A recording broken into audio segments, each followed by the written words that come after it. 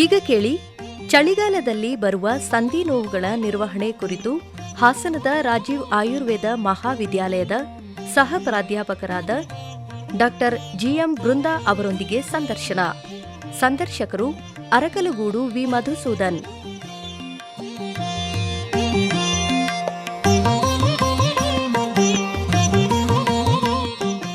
ಆತ್ಮೀಯ ಕೇಳುಗರೆ, ತಮ್ಮೆಲ್ಲರಿಗೂ ನಮಸ್ಕಾರ. ಇವತ್ತಿನ ಸಂಚಿಕೆಗೆ ಸ್ವಾಗತ. ಇವತ್ತಿನ ಆರೋಗ್ಯ ಸಂಚಿಕೆಯಲ್ಲಿ ಚಳಿಗಾಲದಲ್ಲಿ ಸಂಧಿ ನೋವುಗಳ ನಿರ್ವಹಣೆ ಈ ವಿಷಯಕ್ಕೆ ಸಂಬಂಧಪಟ್ಟ ಹಾಗೆ ಮಾತನಾಡ್ತಾ ಇದ್ದೇವೆ. ಸಾಮಾನ್ಯವಾಗಿ ಅನೇಕ ಹಿರಿಯರು ಹೇಳ್ತಾರೆ, ಈ ಚಳಿಗಾಲ ಪ್ರಾರಂಭ ಆಯಿತು ಅಂತ ಹೇಳಿದಾಗ ಈ ಸಂಧಿವಾತ ಅಂತ ಹೇಳಿ ನಾವೇನು ಕರಿತೀವೋ ಅದು ಸ್ವಲ್ಪ ಜಾಸ್ತಿ ಆಗುತ್ತೆ ಅನ್ನುವಂಥ ಮಾತುಗಳನ್ನು ಆಗಾಗ್ಗೆ ಹೇಳ್ತಾ ಇರ್ತಾರೆ. ಈ ಒಂದು ಕಾರಣಕ್ಕಾಗಿಯೇ ಚಳಿಗಾಲಕ್ಕೆ ಅಣಿಯಾಗುವವರನ್ನು ಕೂಡ ನಾವು ನೋಡಿರ್ತೇವೆ. ಈ ಸಂದರ್ಭದಲ್ಲಿ ಎಷ್ಟು ಎಚ್ಚರಿಕೆಯಿಂದ ಇರಬೇಕು, ಎಷ್ಟು ಜಾಗೃತಿಯಿಂದ ಇರಬೇಕು ಅನ್ನುವಂಥದ್ದು.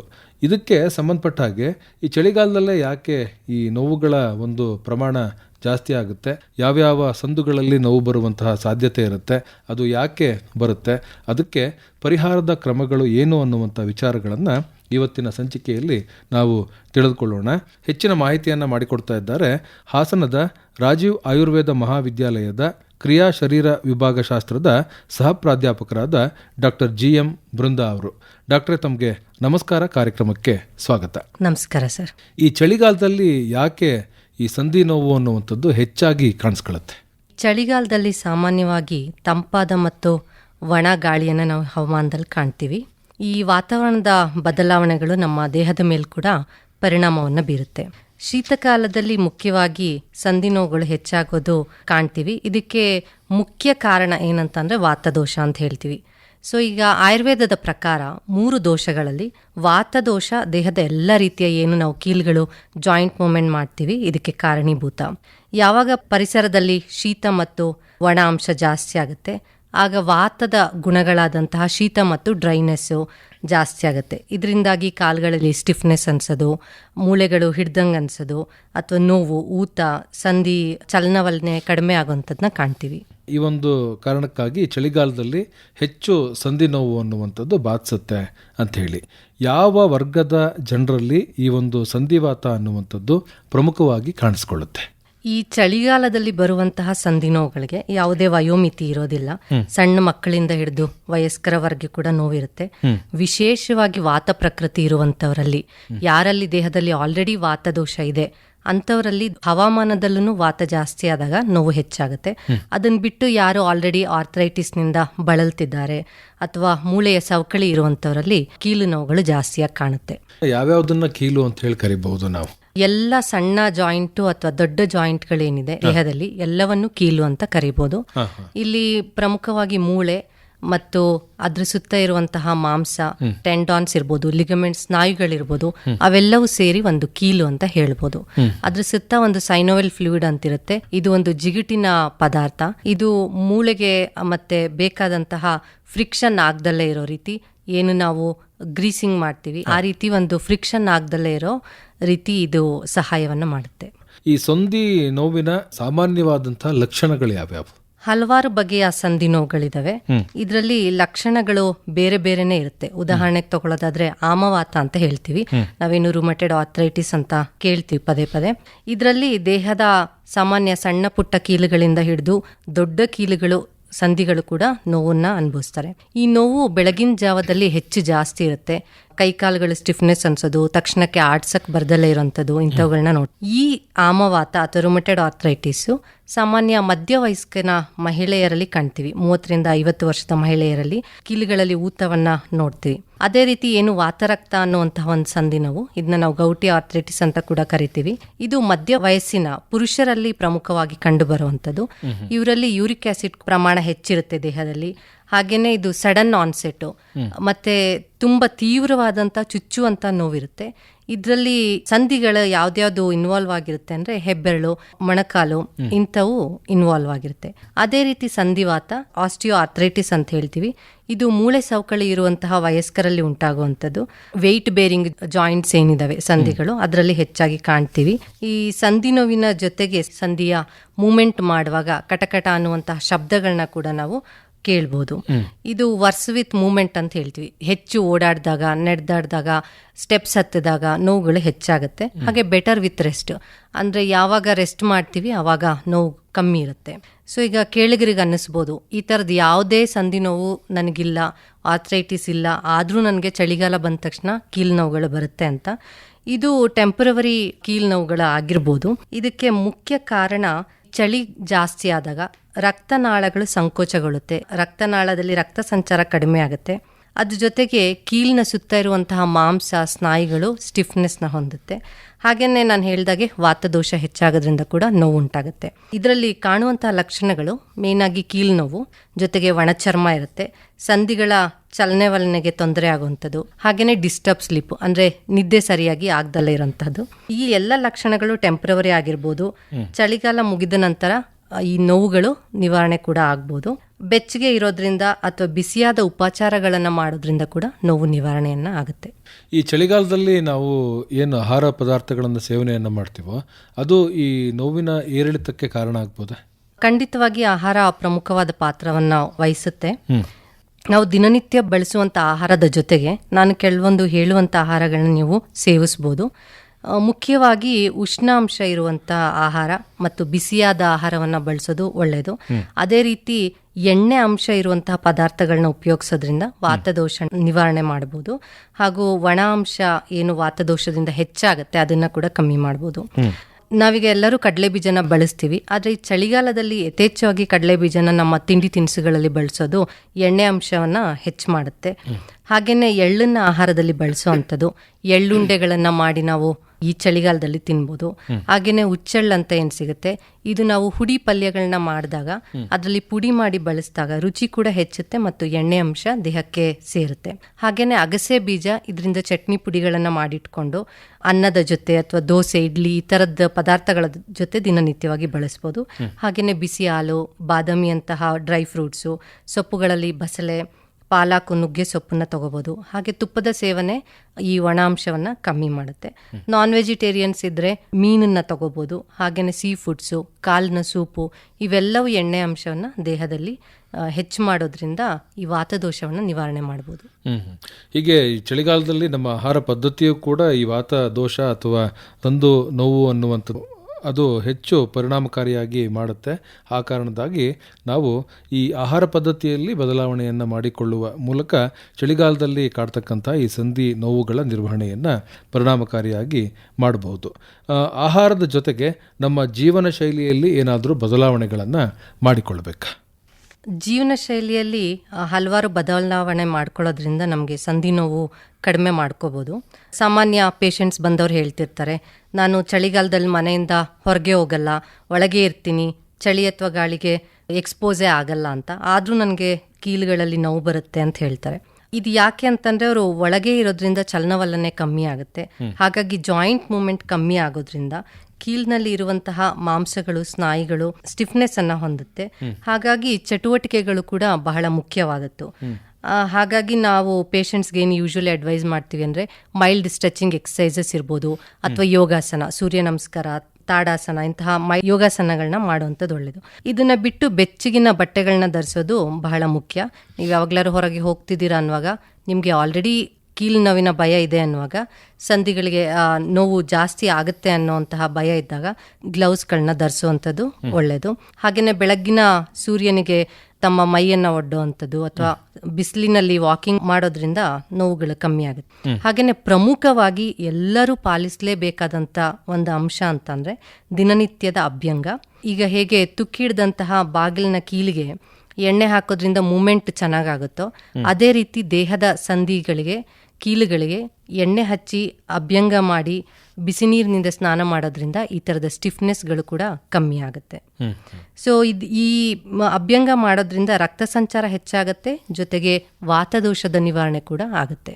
ಹೀಗೆ ನಮ್ಮ ಜೀವನ ಶೈಲಿಯಲ್ಲಿಯೂ ಕೂಡ ಕೊಂಚ ಬದಲಾವಣೆಯನ್ನು ಮಾಡಿಕೊಳ್ಳುವ ಮೂಲಕ ನಾವು ಸಂಧಿ ನೋವುಗಳು ಅಂಥೇಳಿ ಏನಿದೆಯೋ ಇದರ ನಿರ್ವಹಣೆಯನ್ನು ಪರಿಣಾಮಕಾರಿಯಾಗಿ ಮಾಡಬಹುದು. ಈ ಆಯುರ್ವೇದದಲ್ಲಿ ಸಂಧಿ ನೋವಿಗೆ ಯಾವ್ಯಾವ ಚಿಕಿತ್ಸಾ ಕ್ರಮಗಳು ಇದ್ದಾವೆ? ಯಾವ ಸಂಧಿಯಲ್ಲಿ ನೋವಿದೆ ಅದಕ್ಕೆ ಪರ್ಟಿಕ್ಯುಲರ್ ಆಗಿ ಕೆಲವೊಂದು ಸ್ಥಾನಿಕ ಚಿಕಿತ್ಸೆಯನ್ನು ಮಾಡ್ತೀವಿ. ಮೊದಲನೇದಾಗಿ ಲೇಪ ಅಂತ ಹೇಳ್ತೀವಿ. ಈ ಉಷ್ಣ ದ್ರವ್ಯಗಳಾದಂತಹ ಜ್ಯೋತಿಷ್ಮತಿ, ಸಾಸಿವೆ ಅಥವಾ ನಿರ್ಗುಂಡಿ ಇಂಥದನ್ನ ನಾವು ಅರೆದು ಆ ಸಂಧಿಗಳಿಗೆ ಹಚ್ಚೋದ್ರಿಂದ ನೋವು ಕಮ್ಮಿ ಆಗುತ್ತೆ. ಅದೇ ರೀತಿ ಉಪನಾಹ ಸ್ವೇದ, ಇದರಲ್ಲಿ ತಿಕ್ಕಾದಂಥ ಬಿಸಿ ಬಿಸಿಯಾದಂತಹ ಲೇಪನ ಹಚ್ಚಿ ಅದ್ರ ಸುತ್ತ ಒಂದು ಹರಳೆಲೆ ಅಥವಾ ಬಾಳೆ ಎಲೆನ ಕವರ್ ಮಾಡಿ ಬಟ್ಟೆಯಿಂದ ಸುತ್ತಿ 1-2 ಗಂಟೆ ಬಿಟ್ಟು ತದನಂತರದಲ್ಲಿ ತೊಳೆಯೋದ್ರಿಂದ ನೋವು ಬಹಳ ಚೆನ್ನಾಗಿ ನಿವಾರಣೆ ಆಗುತ್ತೆ. ಅದ್ರ ಜೊತೆಗೆ ಸ್ಥಾನಿಕ ಬಸ್ತಿ, ಜಾನುಬಸ್ತಿ, ಗ್ರೀವಬಸ್ತಿ ಅಂತ ನೀವು ಕೇಳಿರ್ಬೋದು. ಮಂಡಿಗೆ ಏನಾದರೂ ನೋವಿದ್ರೆ ಹಿಟ್ಟಿನಲ್ಲಿ ಒಂದು ಕಟ್ಟೆ ಥರ ಕಟ್ಟಿ ಅದರಲ್ಲಿ ಹದವಾದಗಿ ಬಿಸಿಯಾದಂತಹ ಎಣ್ಣೆಯನ್ನು ಅದ್ರಲ್ಲಿ ಹಾಕಿ ಸ್ವಲ್ಪ ಹೊತ್ತು ಬಿಟ್ಟು ಅದನ್ನು ತೆಗೆಯೋದ್ರಿಂದ ವಾತ ದೋಷ ನಿವಾರಣೆ ಆಗುತ್ತೆ. ಅದನ್ನು ಬಿಟ್ಟು ಅಭ್ಯಂಗ ಸ್ವೇದ ಅಂತ ಹೇಳ್ತೀವಿ. ಎಣ್ಣೆಯಿಂದ ಇಡೀ ಮೈಗೆ ಮಸಾಜನ್ನು ಮಾಡಿ ಹಬೆ ಸ್ಟೀಮ್ನ ತಗೊಂಡು ತದನಂತರದಲ್ಲಿ ಬಿಸಿನೀರಿನಿಂದ ಸ್ನಾನ ಮಾಡುವಂಥದ್ದು. ಇದೆಲ್ಲದರ ಜೊತೆಗೆ ಬಸ್ತಿ ಚಿಕಿತ್ಸಾ, ಇದು ವಾತ ದೋಷಕ್ಕೆ ರಾಮಬಾಣ ಅಂತಾನೆ ಹೇಳ್ಬೋದು. ಯಾರಿಗೆ ಭಯ ಇದೆ ನನಗೆ ಪ್ರತಿ ಚಳಿಗಾಲದಲ್ಲಿ ಸಂಧಿ ನೋವು ಬರುತ್ತೆ ಅಂತ ಅನ್ಸುತ್ತೋ, ಚಳಿಗಾಲ ಶುರುವಾಗೋದ್ಕಿಂತ ಮಿಡ್ ಜುಲೈಯಿಂದ ಸೆಪ್ಟೆಂಬರ್ ಒಳಗೆ ಈ ಬಸ್ತಿ ಚಿಕಿತ್ಸೆ ತಗೊಳ್ಳೋದ್ರಿಂದ ವಾತ ದೋಷನ ಕಂಟ್ರೋಲಲ್ಲಿ ಇಟ್ಕೊಬೋದು. ಇದರಿಂದಾಗಿ ಯಾವುದೇ ರೀತಿಯ ಕೀಲು ನೋವುಗಳು ಬರೋದಿಲ್ಲ ಚಳಿಗಾಲದಲ್ಲಿ. ಇವುಗಳನ್ನ ಹೊರತುಪಡಿಸಿ ನೋವು ನಿವಾರಣೆಗೆ ಅಂತ ಹೇಳಿ ಕಷಾಯ ಗುಟಿಕಗಳನ್ನ ಕೊಡ್ತೀವಿ. ರಾಸ್ನ, ಗುಗ್ಗುಲು, ಶಲ್ಲಕ್ಕಿ ಇಂತಹ ದ್ರವ್ಯಗಳನ್ನ ಉಪಯೋಗಿಸ್ತೀವಿ. ಹಾಗೆಯೇ ಮೂಳೆ ಸವಕಳಿ ಇದ್ದಂಥವರಲ್ಲಿ ಮೂಳೆ ಬಲಪಡಿಸೋಕ್ಕೋಸ್ಕರ ಲಾಕ್ಷ, ಅಸ್ಥಿಶೃಂಖಲದಂತಹ ದ್ರವ್ಯಗಳನ್ನ ಉಪಯೋಗಿಸ್ತೀವಿ. ಜೊತೆಗೆ ಕ್ಯಾಲ್ಸಿಯಂ ಅಂಶ ಇರುವಂತಹ ಮಿನರಲ್ ಡ್ರಗ್ಸ್ನ ಕೂಡ ಯೂಸ್ ಮಾಡ್ತೀವಿ. ಆಯುರ್ವೇದದಲ್ಲಿಯೂ ಕೂಡ ಸಂಧಿ ನೋವಿಗೆ ಅನೇಕ ಚಿಕಿತ್ಸಾ ಕ್ರಮಗಳು ಇದ್ದಾವೆ. ಈ ಆಯುರ್ವೇದದಲ್ಲಿ ಏನು ಚಿಕಿತ್ಸಾ ಕ್ರಮಗಳಿದ್ದಾವಲ್ಲ, ಇವು ಎಷ್ಟರ ಮಟ್ಟಿಗೆ ಪರಿಣಾಮಕಾರಿಯಾಗಿ ಕೆಲಸ ಮಾಡುತ್ತೆ? ಈಗ ಪೇಷಂಟ್ ಆಗತ್ತಾನೆ ಶುರು ಆದಂಥ ನೋವಿನಲ್ಲಿ ಬಂದರೆ ಅದನ್ನು ಅಸೆಸ್ ಮಾಡ್ತೀವಿ, ಯಾವ ಕಾರಣಕ್ಕೋಸ್ಕರ ಈ ನೋವು ಶುರುವಾಗಿದೆ ಅಂತ ಹೇಳಿ. ಸೊ ಆ ಕಾರಣದ ನಿವಾರಣೆ ಮಾಡ್ತಾ ಹೋಗ್ತೀವಿ. ಸುಮಾರು ಜನರಿಗೆ ಬರೀ ಸ್ಟಿಫ್ನೆಸ್ಸಿಂದ, ಚಳಿಗಾಲದಿಂದ ವಾತದೋಷ ಹೆಚ್ಚಾಗಿ ಬಂದಿದ್ರೆ ಇದನ್ನ ಚೆನ್ನಾಗಿ ನಾವು ನಿವಾರಣೆ ಮಾಡ್ಬೋದು. ಈಗ ಅದೇ ಮೂಳೆ ಸವಕಳಿಯಿಂದ ಬಂದಿದ್ರೆ ಮೂಳೆ ಸವಕಳಿಯನ್ನ ನಾವು ರಿವೈಸ್ ಮಾಡ್ಲಿಕ್ಕೆ ಆಗಲ್ಲ. ಹಾಗಾಗಿ ನೋವನ್ನ ಮಾತ್ರ ನಿವಾರಣೆ ಮಾಡ್ಬೋದು. ಒಳಗಡೆ ಆಗಿರುವಂತಹ ಡ್ಯಾಮೇಜ್ನ ರಿಪೇರಿ ಮಾಡೋದು ಸ್ವಲ್ಪ ಕಷ್ಟ. ಹಾಗೇನೆ ಕೆಲವೊಬ್ರು ಸೈನೋವಿಲ್ ಫ್ಲೂಯಿಡ್ ಕಮ್ಮಿ ಆಗಿರುತ್ತೆ, ಅದರಿಂದಾಗಿ ಒಂದು ರಬ್ಬಿಂಗ್ ಆಗ್ತಾ ಇರುತ್ತೆ ಮೂಳೆ ಒಳಗಡೆ. ಇಂಥ ಕೇಸ್ಗಳಲ್ಲಿ ನಮ್ಮ ಚಿಕಿತ್ಸೆಗಳು ಬಹಳ ಉಪಕಾರಿಯಾಗಿದೆ. ಸಾಮಾನ್ಯವಾಗಿ ಇಂಗ್ಲಿಷ್ ಮೆಡಿಸಿನ್ ಅಂತ ಹೇಳಿ ಏನು ಕರಿತೀವೋ, ನೋವು ನಿವಾರಕಗಳು ಅಥವಾ ಪೇನ್ ಕಿಲ್ಲರ್ ಅಂತ ಏನು ಕರಿತೀವೋ, ಇದರ ಬಳಕೆಯಿಂದಾಗಿ ಹೆಚ್ಚು ಅಡ್ಡ ಪರಿಣಾಮಗಳಾಗ್ತಾ ಇದ್ದಾವೆ ಅಂತ ಹೇಳಿ ಅನೇಕ ಸಂಶೋಧನಾ ವರದಿಗಳು ಹೇಳ್ತಾ ಇದ್ದಾವೆ. ಅದರ ಪರಿಣಾಮಗಳನ್ನು ಅನೇಕ ಜನರು ಕೂಡ ಅನುಭವಿಸ್ತಾ ಇದ್ದಾರೆ. ಈ ನಿಟ್ಟಿನಲ್ಲಿ ಈ ಆಯುರ್ವೇದದ ಚಿಕಿತ್ಸೆಯನ್ನು ಪಡೆಯುವ ಮೂಲಕ ಅವರು ಎಷ್ಟರ ಮಟ್ಟಿಗೆ ಸುಧಾರಿಸಬಹುದು, ಮತ್ತು ಇಲ್ಲೇನಾದರೂ ಅಡ್ಡ ಪರಿಣಾಮಗಳಾಗ್ತಕ್ಕಂಥ ಸಾಧ್ಯತೆ ಇರುತ್ತೆ? ಸೂಕ್ತ ವೈದ್ಯರ ಸಲಹೆ ಮೇಲೆಗೆ ತಗೊಂಡ್ರೆ ಯಾವುದೇ ಅಡ್ಡ ಪರಿಣಾಮಗಳು ಇರೋದಿಲ್ಲ. ಜೊತೆಗೆ ಅವ್ರು ಬಂದಿರುವಂತ ಸ್ಟೇಜ್ ಏನು ಅನ್ನೋದ್ರ ಮೇಲೆ ನಾವು ಚಿಕಿತ್ಸೆನ ನೀಡ್ತಾ ಹೋಗ್ತೀವಿ. ಈಗ ನೋವು ನಿವಾರಣೆಗೆ ತುಂಬಾ ಟೆಂಪ್ರವರಿ ರಿಲೀಫ್ಗೆ ಅಂತ ಪ್ಲಾನ್ ಮಾಡೋರ್ಗೆ ಇಂಗ್ಲಿಷ್ ಮೆಡಿಸಿನ್ ಬಹಳಷ್ಟು ಹೆಲ್ಪ್ ಆಗುತ್ತೆ. ಸ್ವಲ್ಪ ನೋವಾದ್ರೂ ಪರವಾಗಿಲ್ಲ, ಮೂಲದಿಂದ ನಾವು ವ್ಯಾಧಿಯನ್ನ ತೆಗಿಬೇಕು ಅನ್ನೋಂಥವ್ರಿಗೆ ಆಯುರ್ವೇದ ಬಹಳಷ್ಟು ಹೆಲ್ಪ್ ಮಾಡುತ್ತೆ. ಕೊನೆಯದಾಗಿ ಈ ಮನೆಯಲ್ಲಿ ಕೀಲು ನೋವಿಗೆ ಅನುಸರಿಸಬಹುದಾದಂತಹ ಯಾವ್ಯಾವ ಉಪಚಾರ ಕ್ರಮಗಳು ಇದ್ದಾವೆ? ತುಂಬ ನೋವಿದೆ, ನಿಮಗೆ ತಕ್ಷಣಕ್ಕೆ ಬಂದು ವೈದ್ಯರನ್ನ ಭೇಟಿ ಮಾಡ್ಲಿಕ್ಕೆ ಆಗ್ತಾ ಇಲ್ಲ, ಅಥವಾ ಸಣ್ಣದಾಗಿ ನೋವಿದೆ ಅನ್ನೋವಂಥವ್ರು ಮನೆ ಮದ್ದುಗಳನ್ನ ಮಾಡ್ಬೋದು. ಈಗಾಗಲೇ ನಾನು ಹೇಳ್ದಾಗೆ ನಮ್ಮ ಟ್ರೀಟ್ಮೆಂಟ್ ಪ್ರಿನ್ಸಿಪಲ್ನಲ್ಲಿ ಸಂಧಿಗಳಲ್ಲಿ ಎಣ್ಣೆ ಅಂಶ ಹೆಚ್ಚು ಮಾಡುವಂಥದ್ದು ನಮ್ಮ ಮುಖ್ಯ ಉದ್ದೇಶ. ಅದ್ರ ಜೊತೆಗೆ ಉಷ್ಣ ಬಿಸಿಯಾದಂಥ ಕ್ರಮಗಳನ್ನ ಪಾಲಿಸೋದು. ಅಜ್ಜಿಯವರೆಲ್ಲ ಹೇಳಿರ್ಬೋದು, ಸಾಮಾನ್ಯವಾಗಿ ಹೇಳ್ತಿರ್ತಾರೆ ಏನಾದರೂ ನೋವು ಅಂದರೆ ಶಾಖ ತಗೊಳ್ಳಿ ಅನ್ನೋವಂಥದ್ದು. ಸೊ ಆಯುರ್ವೇದದಲ್ಲಿ ಕೂಡ ನಾವು ಹಲವಾರು ಬಗೆಯ ಸ್ವೇದನ ಅಥವಾ ಶಾಖ ಕೊಡುವಂತಹ ಚಿಕಿತ್ಸೆಗಳನ್ನ ಕೊಡ್ತೀವಿ. ಇದರಲ್ಲಿ ಮನೆಯಲ್ಲಿ ನಿಮಗೆ ಸಿಗುವಂತಹ ಕೊಬ್ಬರಿ ಎಣ್ಣೆ ಇರ್ಬೋದು ಅಥವಾ ಎಳ್ಳೆಣ್ಣೆ ಇರ್ಬೋದು, ಇದಕ್ಕೆ 1-2 ಇಕ್ಕಳು ಬೆಳ್ಳುಳ್ಳಿಯನ್ನು ಹಾಕಿ ಸ್ವಲ್ಪ ಬೆಚ್ಚಗೆ ಮಾಡಿ ನೋವಿರುವಂತಹ ಮಂಡಿಗಳಿಗೆ ಹಚ್ಚಿ, ತದನಂತರದಲ್ಲಿ ನೀವು ಎಕ್ಕದ ಎಲೆ, ಎಲ್ಲರಿಗೂ ಮನೆ ಪಕ್ಕದಲ್ಲೇ ಸಿಗುವಂತಹ ಒಂದು ದ್ರವ್ಯ ಇದು, ಇದನ್ನು ತಗೊಂಡು ಹೆಂಚ ಮೇಲಿಟ್ಟು ಬಿಸಿ ಮಾಡಿ ಶಾಖವನ್ನು ತಗೊಳ್ಳೋದ್ರಿಂದ ಟೆಂಪ್ರವರಿ ಆಗಿ ನಿಮಗೆ ನೋವು ನಿವಾರಣೆ ಆಗುತ್ತೆ. ತದನಂತರದಲ್ಲಿ ಬಂದು ವೈದ್ಯರನ್ನ ಕಾಣೋದು ಒಳ್ಳೆಯದು. ಈ ಶಾಖವನ್ನ ಬಿಟ್ಟು ನೀವು ಅದೇ ರೀತಿ ಉಪ್ಪಿನ ಶಾಖ ಇರ್ಬೋದು ಅಥವಾ ಮರಳಿನ ಶಾಖಗಳನ್ನ ಕೂಡ ತಗೊಂಡು ನೋವನ್ನ ಸ್ವಲ್ಪ ಮಟ್ಟಿಗೆ ಕಮ್ಮಿ ಮಾಡ್ಕೊಬಹುದು. ಚಳಿಗಾಲದಲ್ಲಿ ಈ ಸಂಧಿ ನೋವುಗಳ ಜೊತೆಗೆ ಇನ್ನೂ ಅನೇಕ ಸಮಸ್ಯೆಗಳು ಬಾಧಿಸುವಂತಹ ಸಾಧ್ಯತೆ ಇರುತ್ತೆ. ಈ ಕಾರಣದಿಂದಾಗಿ ನಮ್ಮ ಆಹಾರ ಕ್ರಮ ಮತ್ತು ನಮ್ಮ ಆಚಾರ ವಿಚಾರಗಳು ಮತ್ತು ನಮ್ಮ ಜೀವನ ಶೈಲಿ ಇದನ್ನು ಹೇಗೆ ಕಾಪಾಡಿಕೊಳ್ತಕ್ಕಂಥದ್ದು ಒಳ್ಳೆಯದು, ಮತ್ತು ಬೇರೆ ಯಾವ ಸಮಸ್ಯೆಗಳು ಬಾಧಿಸ್ತಕ್ಕಂಥ ಸಾಧ್ಯತೆ ಹೆಚ್ಚಾಗಿರುತ್ತೆ. ಈ ಸಂಧಿ ನೋವು ಬಿಟ್ಟು ಹಲವರಿಗೆ ಡೈಜೆಷನ್ ಪ್ರಾಬ್ಲಮ್ ಅಂತ ಹೇಳ್ತೀವಿ, ಜೀರ್ಣ ಆಗ್ದಲೇ ಇರೋವಂಥದ್ದು, ಜೊತೆಗೆ ಮೈಕೈ ಬಹಳಷ್ಟು ಒಡೆಯೋ ಅಂಥದ್ದು, ಇವೆಲ್ಲದಕ್ಕೂ ನೀವು ಎಣ್ಣೆ ಅಂಶ ಇರುವಂತಹ ಪದಾರ್ಥಗಳನ್ನ ಉಪಯೋಗಿಸೋದು ಸರಳ ಉಪಯೋಗ. ಸೊ ಚಳಿಗಾಲದಲ್ಲಿ ಸಂಧಿ ನೋವನ್ನ ಬಿಟ್ಟು ಹಲವಾರು ಬಾರಿ ನಾವು ನೋಡುವಂಥದ್ದು ಪದೇ ಪದೇ ಶೀತ ಕೆಮ್ಮು ಆಗುವಂಥದ್ದು, ಚಳಿ ಮತ್ತು ತಂಪಾದ ಗಾಳಿ ಇರೋದ್ರಿಂದ ಆಗೋದು. ಸೊ ಇಂಥವರು ಏನು ಮಾಡ್ಬೋದು ಅಂತಂದರೆ ನಮ್ಮ ಇಮ್ಯುನಿಟಿಯನ್ನು ಬೂಸ್ಟ್ ಮಾಡಲಿಕ್ಕೋಸ್ಕರ ಇಮ್ಯೂನ್ ಬೂಸ್ಟರ್ಸ್ ಅಂತ ಆಯುರ್ವೇದದಲ್ಲಿದೆ. ಈಗ ಚಾವನ್ಪ್ರಾಶ ಇರ್ಬೋದು, ಅದು ಎಲ್ಲರಿಗೂ ಸರ್ವೇ ಸಾಮಾನ್ಯವಾಗಿ ಗೊತ್ತಿರೋ ಅಂಥದ್ದು. ಸೊ ಆ ಥರದ ಕೆಲವೊಂದಿಷ್ಟು ಇಮ್ಯೂನ್ ಬೂಸ್ಟರ್ಸ್ಗಳನ್ನ ಉಪಯೋಗಿಸೋದ್ರಿಂದ ಬಹಳ ಒಳ್ಳೆಯದು. ಚಳಿಗಾಲ ಶುರುವಾದಾಗಿಂದನೇ ಬಿಸಿನೀರಿನ ಪ್ರಯೋಗ, ಅದರಲ್ಲಿ ಸ್ವಲ್ಪ ಶುಂಠಿಯನ್ನು ಬೆರೆಸಿ ತಗೊಳ್ಳೋವಂಥದ್ದು ಅಥವಾ ಸೋಂಪು ಓಂಕಾಳುಗಳನ್ನ ಬೆರೆಸಿ ತಗೊಳ್ಳೋವಂಥದ್ದು, ಇದರಿಂದಾಗಿ ನಿಮಗೆ ಬರುವಂತಹ ಶೀತ ಕೆಮ್ಮು ನಿವಾರಣೆ ಆಗುತ್ತೆ. ಅದ್ರ ಜೊತೆಗೆ ಡ್ರೈ ಕಫು, ಒಣಕೆಮ್ಮು ತುಂಬ ಸಾಮಾನ್ಯವಾಗಿ ಕಾಣ್ತೀವಿ. ಕೆಮ್ಮು ಬಂದರೆ ತಕ್ಷಣಕ್ಕೆ ಹೋಗೋದಿಲ್ಲ.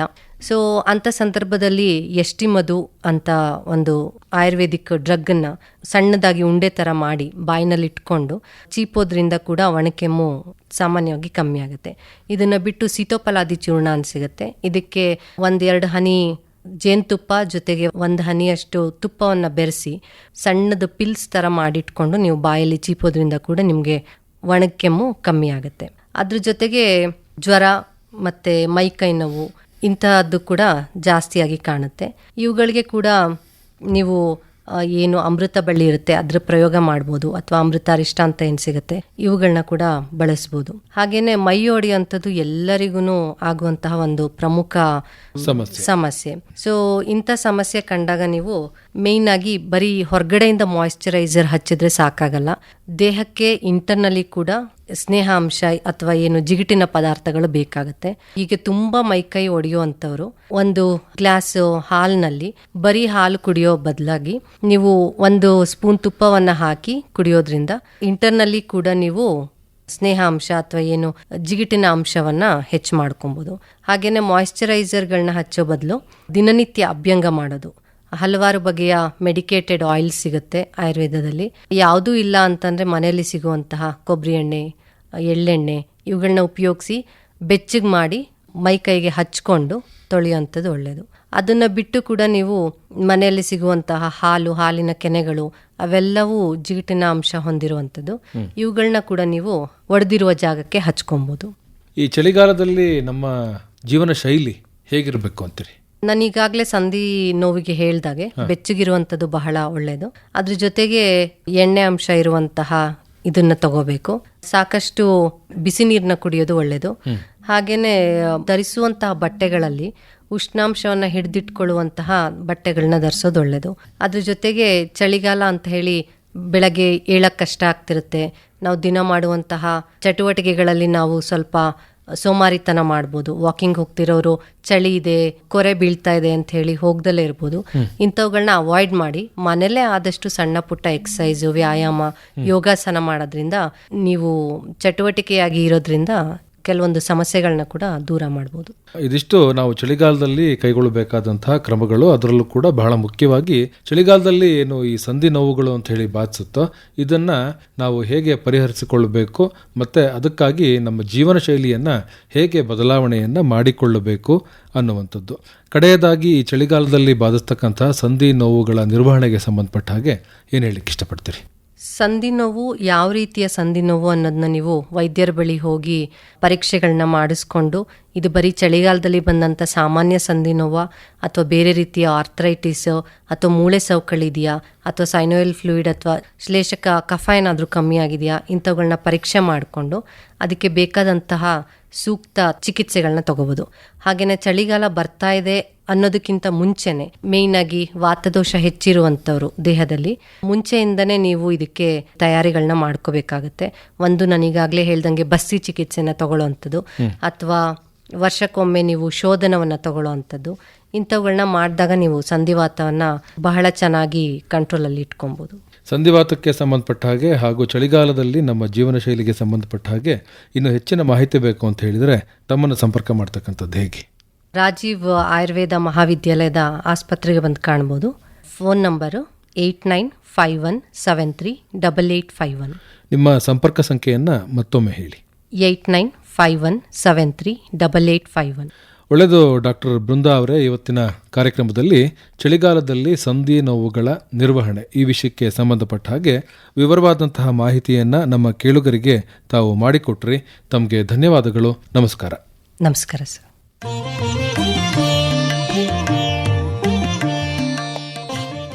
ಇದುವರೆಗೂ ಚಳಿಗಾಲದಲ್ಲಿ ಬರುವ ಸಂಧಿ ನೋವುಗಳ ನಿರ್ವಹಣೆ ಕುರಿತು ಹಾಸನದ ರಾಜೀವ್ ಆಯುರ್ವೇದ ಮಹಾವಿದ್ಯಾಲಯದ ಸಹ ಪ್ರಾಧ್ಯಾಪಕರಾದ ಡಾಕ್ಟರ್ ಜಿಎಂ ಬೃಂದಾ ಅವರೊಂದಿಗೆ ಸಂದರ್ಶನ ಮೂಡಿಬಂತು.